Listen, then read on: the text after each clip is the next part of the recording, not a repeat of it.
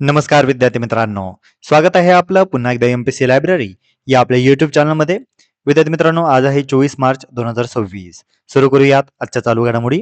आज आपण पाहणार आहोत अर्जेंटिना नुकताच WHO मधून बाहेर पडलेला आहे या संदर्भात माहिती. नुकताच एक जागतिक दहशतवादी निर्देशांक हा जाहीर झालेला आहे आणि या निर्देशांकानुसार पाकिस्तानने संपूर्ण जगभरामध्ये टॉप केलेला आहे.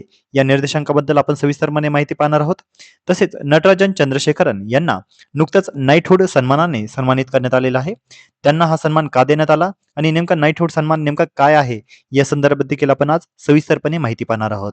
त्यामुळे या संपूर्ण महत्त्वपूर्ण चालू घडामोडी व्यवस्थितपणे समजून घेण्यासाठी व्हिडिओ शेवटपर्यंत अवश्य पहा. व्हिडिओ सुरू करण्यापूर्वी एक महत्त्वाची सूचना. गोदावरी नदी प्रणाली याविषयीचा एक महत्त्वाचा व्हिडिओ आपल्या एमपीसी लायब्ररी या यूट्यूब चॅनलवर शेअर केलेला आहे. या व्हिडिओमध्ये अतिशय महत्त्वाच्या फॅक्ट्स या शेअर केलेल्या आहेत आणि महत्त्वाच्या फॅक्ट सोबतच काही ट्रिक्स देखील यामध्ये सांगण्यात आलेल्या आहेत, जेणेकरून तुम्हाला परीक्षेसाठी त्या लक्षात राहतील. त्यामुळे हा व्हिडिओ संपूर्ण विद्यार्थ्यांपर्यंत नक्की शेअर करा आणि तुम्ही देखील आवर्जून हा व्हिडिओ पहा.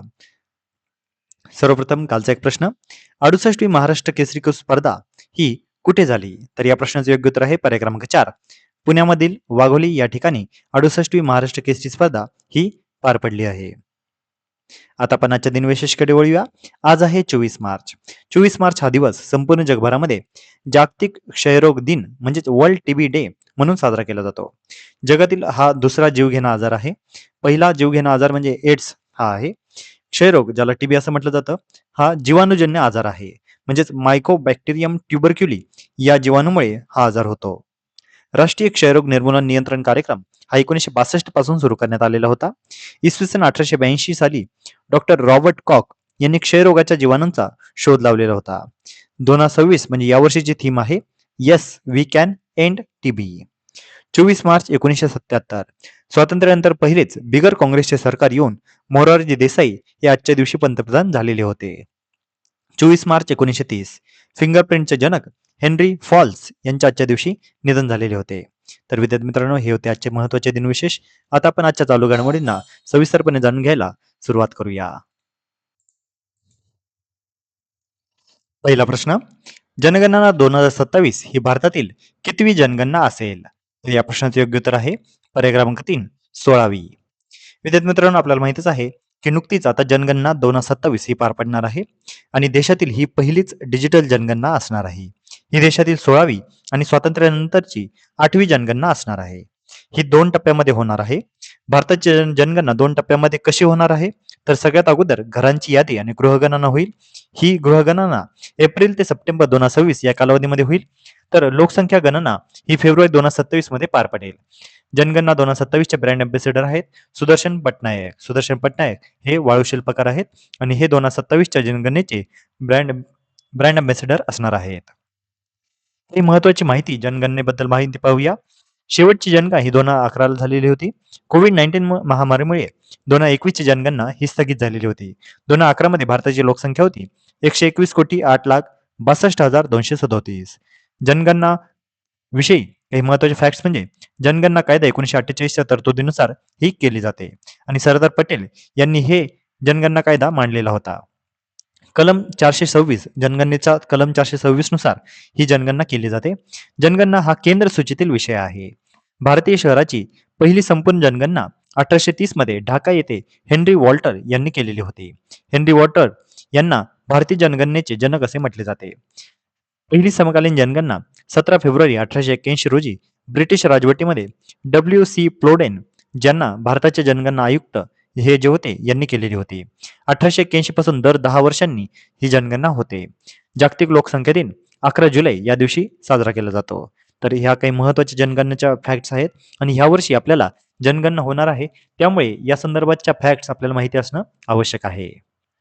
पुढचा प्रश्न. WHO मधून बाहेर पडणारा दुसरा देश हा कोणता आहे?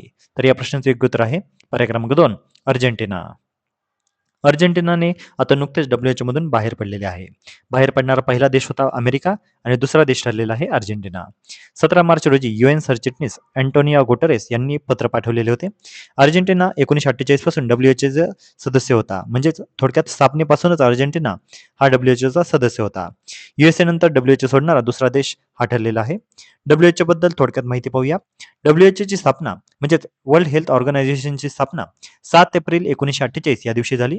याचं मुख्यालय आहे जिनेव्हा, स्वित्झर्लंड या ठिकाणी. त्याचे सध्याचे महासंचालक आहेत डॉक्टर टेड्रोस अधनोम घेब्रेयेसस. सदस्य देश आहेत. यापूर्वी 194 सदस्य देश होते. आता अमेरिका आणि अर्जेंटिना हे बाहेर पडल्याने आता 192 देश झालेले आहेत. लक्षात ठेवा, फॅक्ट्स आपल्याला वन लाईनर या घटकामध्ये विचारली जाऊ शकते. अर्जेंटिना हा WHO मधून बाहेर पडणारा आता दुसरा देश ठरलेला आहे.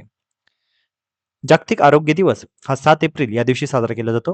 आणि 7 एप्रिल या दिवशी का? कारण WHO स्थापना दिवस हा 7 एप्रिल आहे. त्यामुळे 7 एप्रिल हा दिवस जागतिक आरोग्य दिवस म्हणून साजरा केला जातो. आणि याचा उद्देश काय?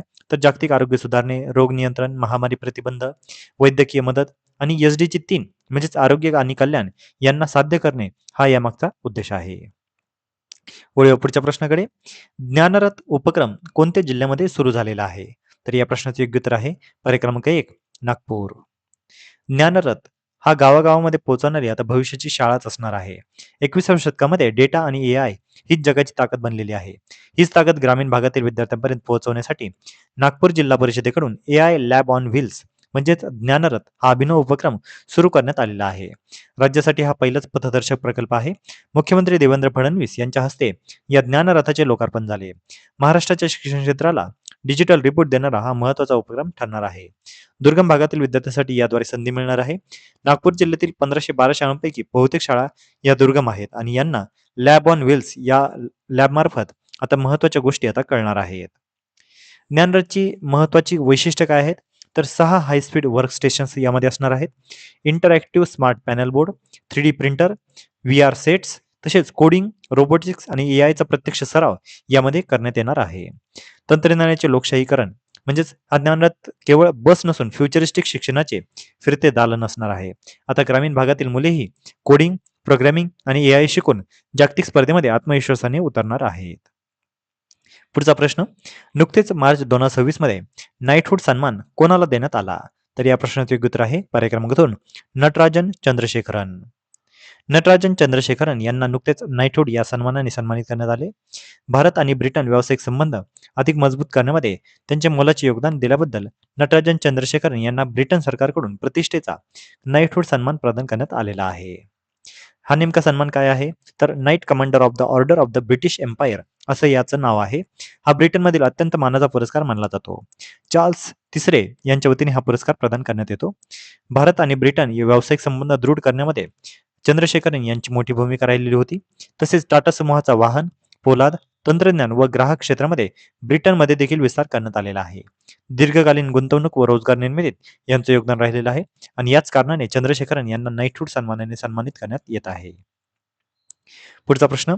ग्लोबल टेररिझम इंडेक्स 2026 मध्ये प्रथम क्रमांक कोणत्या देशाचा आहे? तर या प्रश्नाचे उत्तर आहे पर्याय क्रमांक 4 अर्थातच पाकिस्तान. जागतिक दहशतवादी निर्देशांक 2026 हा नुकताच जाहीर झालेला आहे. पाकिस्तानने प्रथमच ग्लोबल टेररिझम इंडेक्स 2026 मध्ये 163 देशांमध्ये पहिला क्रमांक मिळवलेला आहे. गेल्या वर्षी दहशतवादाशी संबंधित मृत्यूंमध्ये सुमारे 6% वाढ ही यामध्ये झालेली आहे. Institute of economics and peace म्हणजेच IEP यांनी प्रसिद्ध केलेल्या या अहवालानुसार पाकिस्तानमधील दहशतवादी हल्ल्यामुळे होणाऱ्या मृत्यूंची संख्या 2013 नंतरच्या सर्वोच्च पातळीवर पोहोचलेली आहे. 2025 मध्ये पाकिस्तानमध्ये एकूण 1139 मृत्यू आणि 1045 दहशतवादी घटना या नोंदवण्यात आलेल्या आहेत. यामुळे देशातील सुरक्षा परिस्थिती अधिकच बिघडत असल्याने हे स्पष्ट होत आहे. भारताचा या इंडेक्समध्ये 14वा क्रमांक राहिलेला आहे. तर लक्षात ठेवा, ग्लोबल टेररिझम इंडेक्स हा कोणामार्फत रिलीज केला जातो? तर institute for economics and peace. आणि यामध्ये पहिल्या क्रमांकाचा देश ठरलेला आहे पाकिस्तान.